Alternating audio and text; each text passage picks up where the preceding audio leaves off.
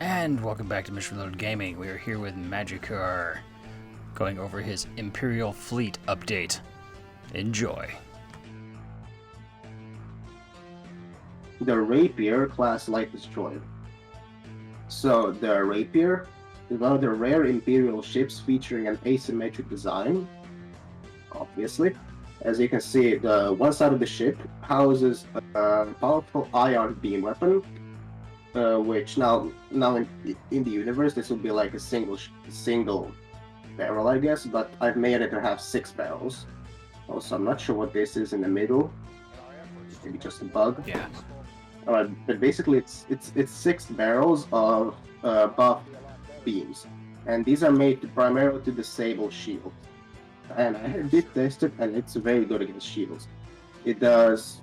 The ship's ion weapon is a large beam turret with 6 L4 beam weapons mounted into the right side of the ship from the power point of view. It has a recharge time of 0.75 seconds. It fires for 1.5 seconds. Deals 385 hull damage per weapon, so per one gun, which means 2,300 per entire volley blast, and 26,000 heat damage per one gun, or 156,000 per blast, which is a very much, which is quite a lot. Now, my idea of how the ship would work in battle would be similar to the Malevolence, which is the subjugator class heavy cruiser, which appeared in the Clone Wars, which is for it to disable a ship's shields with its ion weapon, and then use its decent complement of 8 dual turrets. And by the way, the ship is only 104 meters long, and it's got 8 turrets, so it can punch pretty well for its size.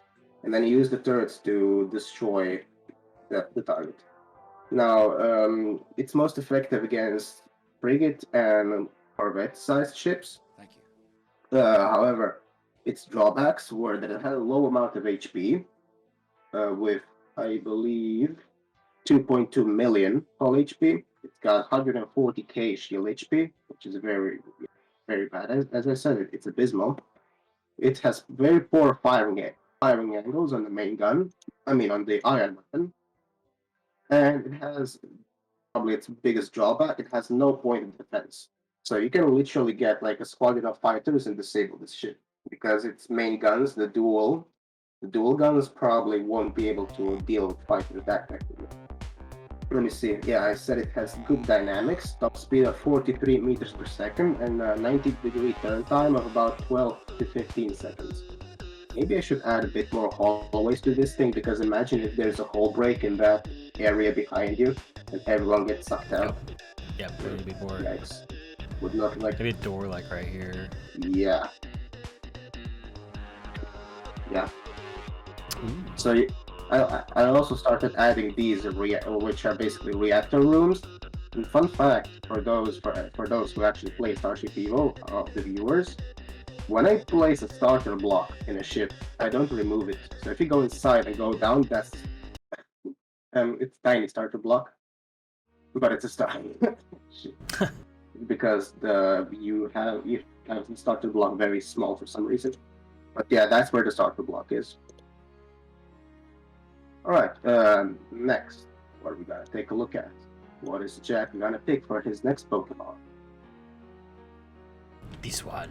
This thing. Alright, so this, which looks like a needle with a ball sack. Okay, maybe edit that out. Just maybe. That is the Impulse. Jesus, there's a lot of pulse ships. I just realized there's a Repulse, Pulsar, Impulse. You're just following the usual Imperial idea of using Ader at the end of everything too, so I mean it's fine. Devastator. Well, yeah, but that's Decimator. Cooler than just Pulse. Decimators. Main name. Alright, so I of course need to give credit to Abdullah Cthulhu Zulu. Yes, finally managed to spell that name out properly. And we put this ship together. I think I need to credit him with the building of basically the ship's outside layer of the hull, because he managed to get some very good angled surfaces I probably wouldn't be able to get.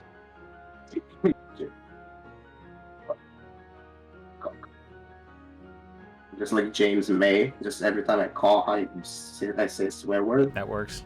All right, so the Impulse class is an Imperial warship that entered service in the middle of the Great Galactic War.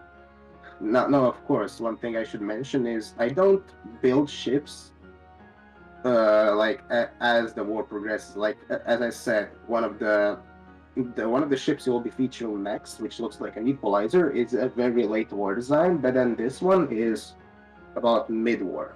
So yeah, it appeared in the middle in Great Galactic War, and it was designed as a support cruiser. It was about the size of an equalizer. I think it's 152 meters long. It had a very slim hull design, quite durable armor, because whatever this thing looks like, it actually has pretty strong armor, on its hull at least, of course not in the frontal needle, nose section, whatever you want to call it. So it had very strong armor, pretty strong shields, the most effective anti-point defense weapons of any ship, besides like the Super Dreadnought. Powerful capital ship weapons, but also quite a lot of drawbacks, which are the weakly armored frontal section, or this nose part, which are, I believe, only one layer of hull blocks. So yeah, you don't want to be working there. And it also houses important systems and functions. Now, the main battery guns are actually... Okay, move over to the triple guns. You can see right there. So yeah, there are 4 triple guns, which are pretty strong on their own. They are L3R2, so length 3 laser barrel and a length 2 recoil barrel. However, these are on a... Is this called a gimbal or something? Basically, they are mounted on the hull and cannot be rotated 360 degrees. They do have pretty good firing angles from what I saw, but yeah, they are not traditional turrets. So of course they cannot fire behind the ship, and that is a drawback. Now it does have 14 point defense guns, which are these Gatling guns, which can be seen on the side of this frontal section, and also a bunch of them on the top and on the bottom of the ship, meaning that this ship is an absolute no-fly zone for fighters. Now, by the way, for those on YouTube who are interested in this universe, I believe we came up with an official squadron sizes for each of the fighters and bombers, which vary from, I believe, 4 or 5 to like maybe 2. So for example, let's say that one Federation squadron is 3 Universal fighters.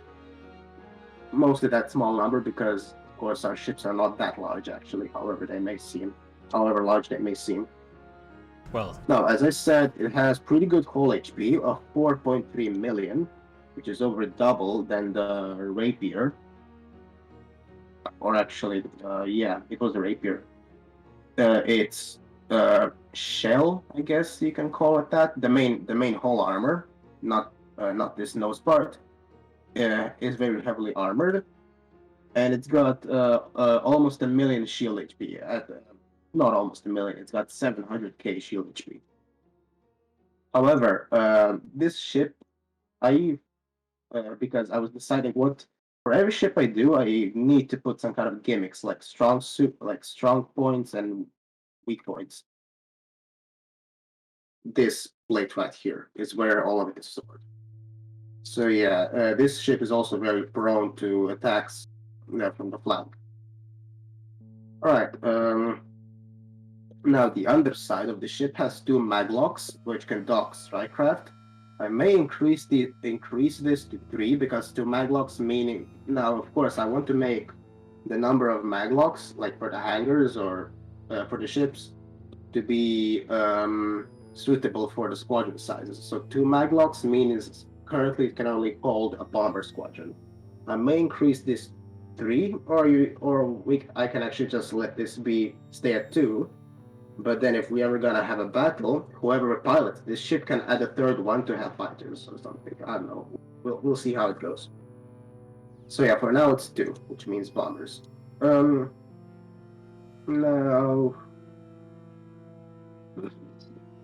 Shit. Oh, also, one thing I might want to mention is that it's got 6 torpedo launchers, which are in the frontal nose section. If you look at the ship from the bow, you're gonna notice some small fuse. Okay, yeah. Look to the right now. See right there, those black spots in the hole. To the left. No. To the, not those. Okay, go down now. Go down a bit. And look right. Look right. Yeah, you see this? Yeah, that. It's a bit hard to find, but they are like torpedo tubes. Nice. No, this doesn't work in game currently, but I will try to replace it with actual projectile weapons when the game adds them. And that is, I believe, everything to cover here. And thank you for joining us. Please tune in next time with the next episode. We dive into more of the Imperial Fleet.